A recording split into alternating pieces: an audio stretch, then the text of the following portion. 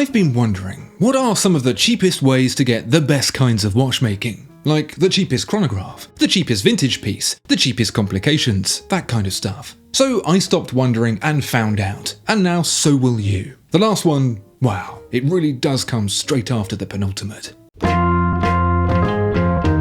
Right, before we get all fancy pie, let's just start off with a watch. A couple of slow hands, one quick one. A watch. What's, like, just the best watch you can get for the absolute least amount of money? Well, for my money, all £54.99 of it, I'd be looking at the Pagani design PD1734. Pagani design is based in Guangzhou, home of the hardest working photocopier in China. But it turns out it's not all a case of mistaken identity. They've been cracking out a few of their own designs too. The PD1734 most certainly implies that Pagani design has been in the manufacturing industry since the 1700s, but I think it's more likely that's simply the number of pending copyright cases they have piling up against them. Nevertheless, I support the creation of the original, and the PD1734's design is at least mostly original. Mostly. The 40mm steel case and steel 3-link bracelet are simple but effective, and most importantly not just cardboard wrapped in tinfoil. The quality is actually pretty decent. Decenter than the sub £55 price would suggest, although I trust that 100 meters of water resistance as much as I trust a bear with a gun. Where original becomes original-ish is with the dial, which borrows natural cues from Grand Seiko's epic dial collection for an ice meets asbestos crystalline pattern, available in black, blue or white. It's pretty smart actually, and subtler in black than in white, and Grand Seiko don't own nature anyway.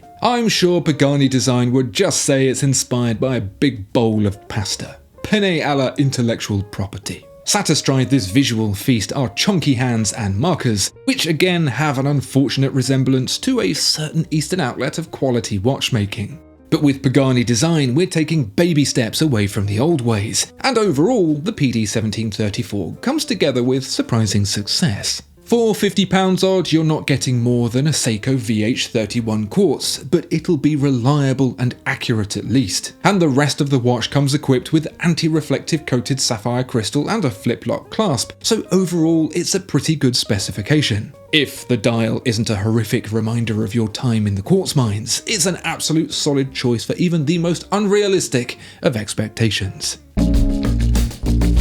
All you busters looking for Patek chronograph capabilities for crack-den money just so happen to be watching the right video, because I'm straight up going to suggest a hand-wound mechanical chronograph in the style of the greats for no less than £200. No, I haven't forgotten to take my meds. I'm just talking about the Sugess Chrono heritage. Sugess itself has as much heritage as the memoirs of a mayfly, but that doesn't stop its inspiration drawing from the pages of time, so long as those pages fit in that Guangzhou photocopier. With a polished steel case in 38mm and a grain dial in deep blue, it's not just a passable watch for the money, it's actually pretty damn good looking. This is really down to two things. One, we're suckers for nostalgia. When watches like this were the norm, they didn't have the internet, so to pass the time they wore shirts every day and gathered the family round the wireless to hear the latest thrilling instalment of the BBC's shipping forecast. They truly were better times.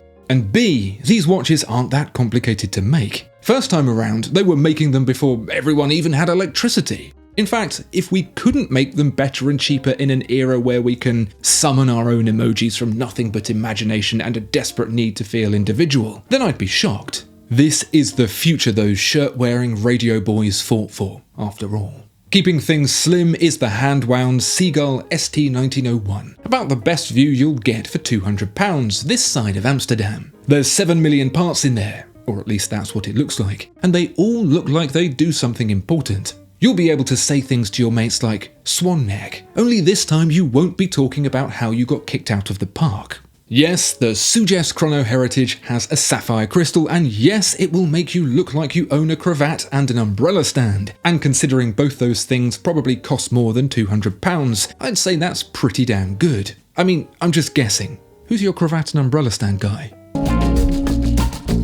Let's say you've come down with a case of the vintage and you're looking to get as much mileage from your money as possible. What do?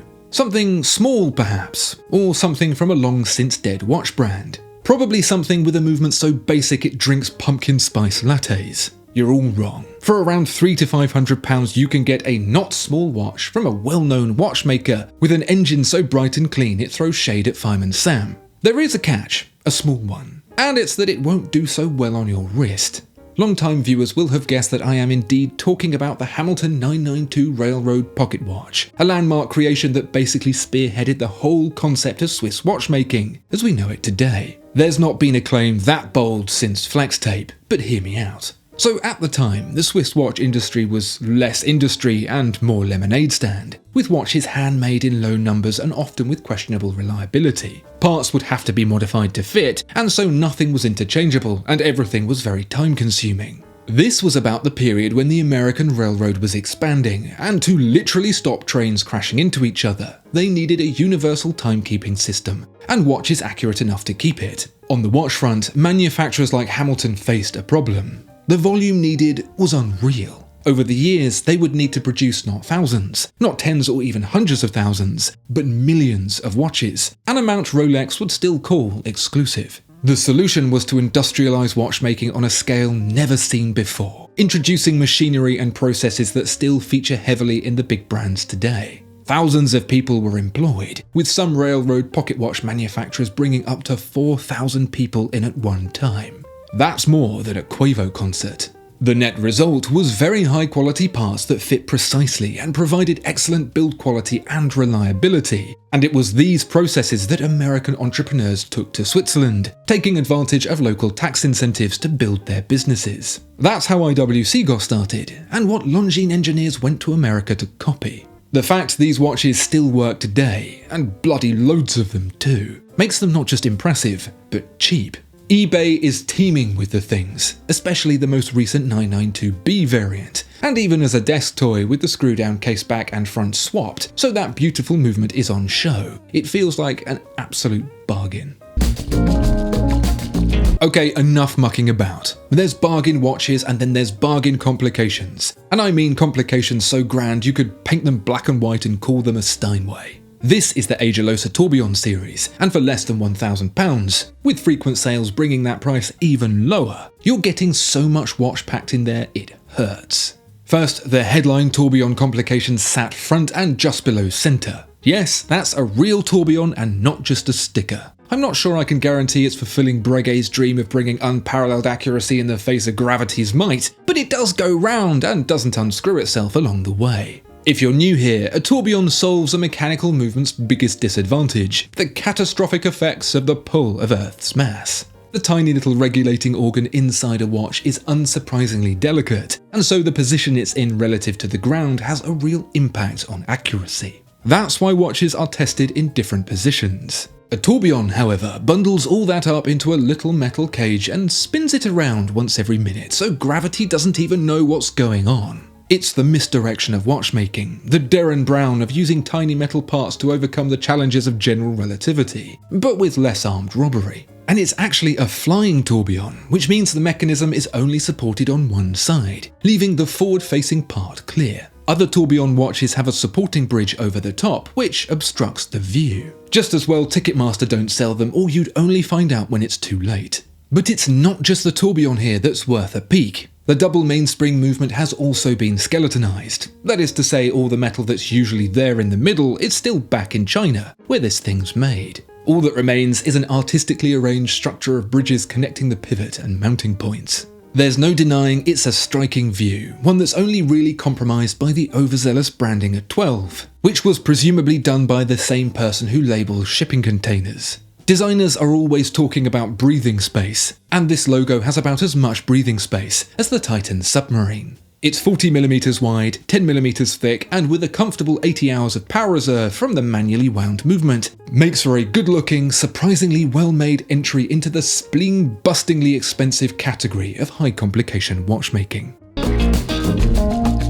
I don't think you'll be surprised by the direction I go in for the cheapest chiming complication. Once believed to be a feature for only the most gawky of ollies, the chime, like the opulent oyster, finds its roots in more humble beginnings. Back in the old days, when the morning routine consisted of brushing your tooth and throwing your poo out the window, people didn't have Apple Watches, or indeed any watch. The time was taken from a single source, the town clock. Some houses, the ones that went for the most on ye olde Airbnb, had a view of said clock, and that meant easy reading any time of the day. For those whose view was, like a non-flying tourbillon, obstructed, there was another way. The bells. The bells! Instead of seeing the time, it could be heard, on the hours and the halves, by way of a chime. Eventually they made those bells small enough to squish into a house, and so the chiming complication became the go-to gadget for any wealthy young bachelor looking to show off to his lady friend. Once they were small enough to carry about the person, it became trendy to set the chime off in public, including at the opera, which was very naughty. It was the rich Renaissance version of playing loud music from a smartphone on the bus.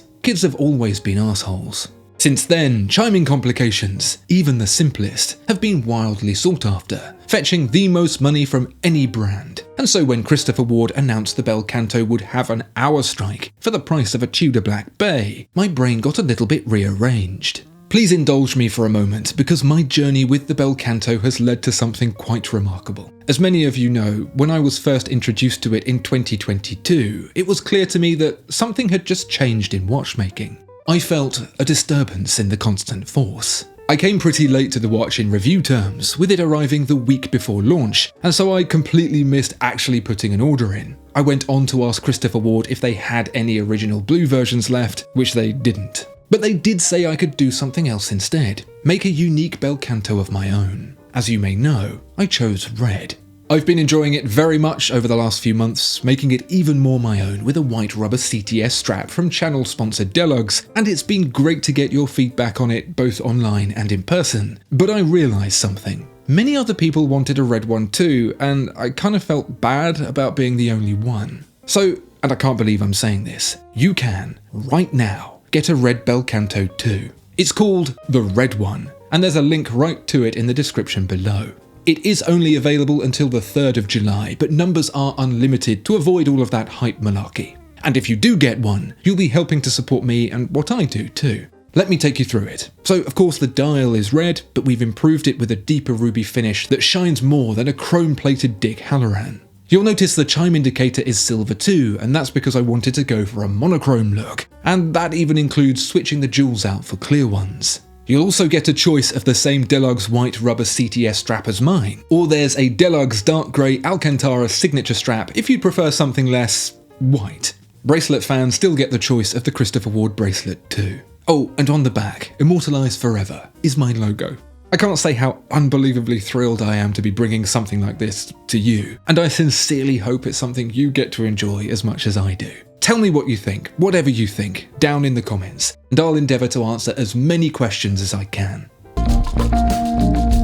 There comes a point in every watch collector's journey where the ordinary stuff just won't do it anymore. Tudor, Omega, Cartier, they just don't get the job done. And so you find yourself on the darker side of the watch interweb, browsing weird and wonderful brands you hope your wife doesn't see, because the prices are usually high enough to fund a small militia. So if you want curry curves, jaune je ne sais quoi, but without being relieved of your pants, then direct your attention please to the Ophion 786 Velos. Take a glance, take a few, and what you'll see is a rather splendid watch rich with impressive details. Your eyes will absorb the guilloche dial with a grid so crisp you could play chess on it. Then they'll drink in the applied numerals from 1 to 12 in brushed metal. Move out to the case with teardrop lugs so liquid they must have come from Kari Voutilainen himself. Turns out they did, from his very own case shop. And if the front is writing checks, then it'll be the butt that cashes them, because the hand-wound twin barrel movement looks so posh I should probably clean the house before it comes over. It's textured, it's shiny, and it looks every bit as good as it is. Sounds like the perfect recipe for a price troubling the tens of thousands, but what with this being about bargain watches, you've probably already figured that it doesn't. Still, it might come as a bit of a shock that this 786 Velos starts at Black Bay prices, around £3,500. This isn't made possible by witchcraft, but by modern production methods like CNC and laser cutting, which, as far as I'm concerned, are pretty much all still witchcraft anyway. I don't trust anything I can't put my hand in. Once upon a long time ago, in the land of watchmaking, many master watchmakers sought to please their king most by making clocks that blew his regal mind. They did this with decoration, setting cases with gems and painting dials with masterpieces. They did it with complication, equipping movements with doodads and gizmos that could do the seemingly impossible, like counting unhatched chickens and measuring a piece of string. But there was this one guy called Hentschel H1 who was sick of painting and measuring. He wanted to show the king what was really up by letting his royal majesty in on the goings-on inside. That, after all, was where all the hard work was at, where the levers, springs and gears did their business in the name of telling the time. So, like a naughty postal worker, he opened it up, hewing the metal away to reveal the gory detail. The lives of 2 birds were ended that day, because not only was the king proper impressed with the inside of his clock, but also with the immense hard work that went into getting it there. These days, those hand-unfriendly machines I was talking about earlier can relieve a piece of metal of its bulk in mere moments, as we saw with the Agelocer. But that's not always the most satisfying way to do it. If your wallet can stomach it, knowing that some poor soul sat through most of a Harry Potter audiobook to hand-hack their way through your movements offers the same feeling once afforded to those kings of a long time ago. But that's the problem. You need a king's ransom to get one. This is slow, tedious work, possible by only the most patient and steady of hands. For most of us, it would end up in the same pile as the guitar and homebrew beer kit that we'll definitely get round to one day. That's not the case for Kudoke, whose skeletonized HR1 is absolutely incomplete, but in all the right ways. It's got more holes than a trypophobic's nightmares, and what's more, the sinews left over have been embellished with a display of engravings so lavish it should be in a museum. This is all done by hand, by a person with hands. I cannot make that any clearer. Hours upon hours of, frankly, boring and tedious work spent turning an otherwise ordinary watch movement into a piece of pirate treasure. It takes a special kind of mind to execute this sort of work, the kind of mind that can binge-watch the complete box set of The West Wing and be left wanting more. Just by sheer man-hours, you would anticipate a bill big enough to warrant a serious conversation with your life choices, but that's surprisingly not the case. It's not cheap, it simply can't be, but it's not extortionate either. The price? £6,800. That's less than the price of a 41mm Rolex Datejust, and unlike the Datejust, the hands that went into making it aren't just the ones you see on the dial. How is this possible? Are the Kudoke family recruiting their children for extra low-cost labour? Not as far as I know. What I do know is the movement that gets skeletonized is pretty standard and pretty cheap, just a few $100. But there's so little left of it that's just not a factor. People who complain about that are the same people who return one bite of hamburger because they don't like the taste. The other reason is quite simply because Stephen Kudoke loves skeletonization. He's the guy who'd watch The West Wing in a single sitting. He knows the style isn't that popular right now, but enjoys it so much he does it anyway, and keeps the prices cheap, so it at least makes a little bit of financial sense.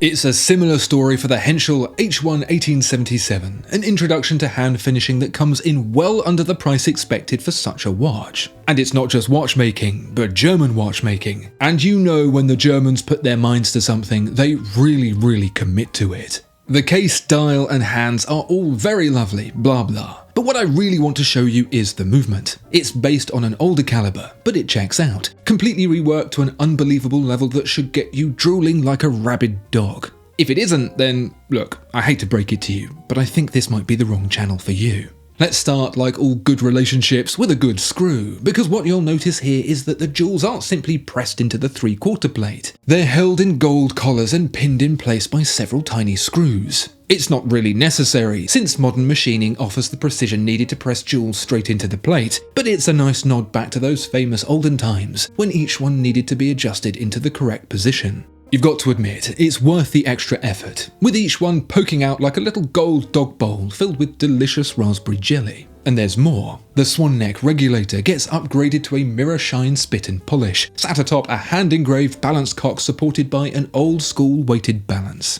I know what you're thinking. This is hella langer. It is, and yet what's not, is the price. If you were considering a Rolex Submariner, for example, you could get one of these instead. A hand-finished piece of fine German watchmaking in place of literally the most boring thing since unsliced bread. I'll be honest, both would be nice. Okay, so let's jump straight into the daddy of the grand complications, the Perpetual calendar. For those incapable of deciphering the mysterious code that is Perpetual calendar, or if you're not really paying attention, which is fair, a Perpetual calendar is a mechanical date display that knows which months are shorter. Think of it like mechanical AI, but it won't make Scarlett Johansson cross. Instead of stable diffusion, which is, I believe, how to softly light horses, a mechanical Perpetual calendar uses a 48-tooth wheel for the date mechanism to read each month length from. Why 48 and not 12 teeth? Because Roman Emperor and dog food maker Julius Caesar had the bright idea of making one out of every 4 years a day longer. Watchmakers hate him. As such, this complex knower of days gets right up there in cost. A reasonable one will set you back about the price of an entry-level BMW. An expensive one will set you back as much as BMW lost on the i8. Thanks to budget-busting watch legends Frederique, however, that whole financial conversation can be completely bypassed with the High Life Perpetual calendar manufacture, an integrated odyssey of a calendar contraption. Like the best partner, this watch is keeping track of every detail to be right there to remind you when you forget. When's the moon next full? How far is the leap year? Did I leave the iron on? Okay, so the last one you'll be on your own for, but for any date-related inquiry, it's got your back. Oh, the price you ask? Well, if you'd sought to swap your sub for a hand-finished Hentschel, you may want to wait, because at £8,395, this plucky Perpetual has got the cost-saving capabilities of a salty Mahatma Gandhi.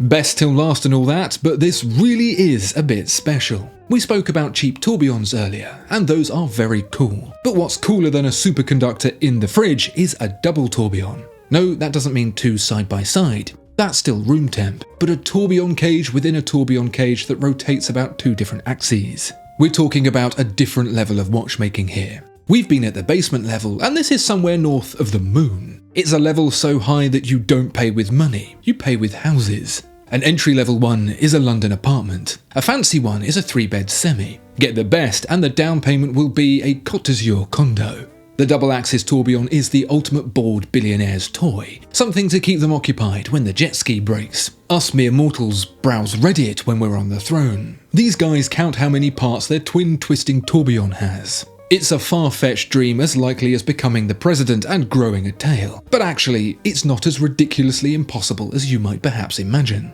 For a studio flat in Stoke-on-Trent, you can have this, the Seagull Gold Double-Axis Tourbillon, a £55,000 Chinese watch that banishes boredom with 2 whole axes of movement. I can't think of anyone in the universe who would actually go ahead and buy one of these, but I'm so glad it exists. Can you imagine the meeting when they decided it was viable? Even better if they just did it because. Even if you managed to wangle a 50% discount, it would still cost as much as a Agelocer Perpetual calendar. I've never got to see one, but I would very much like to. If you were mad enough to buy one, I would dearly like to hear from you. Comment below if you have one or if you've seen one for real. What a selection of watchmaking-packed watchmaking for budgets that before seemed impossible. What's your favourite wallet-friendly watch that brings you the most for the least? Let me know. And don't forget as well, if you've got a hankering for the Christopher Ward Bell Canto, the red one, there's a link in the description below. You've got until the 3rd of July. Thanks for watching, and thank you as always to my amazing Patreons. And remember, if you feel like you're just not getting your point across, try yelling instead. Not only will you be more persuasive, no one else can actually get a word in edgeways. Goodbye.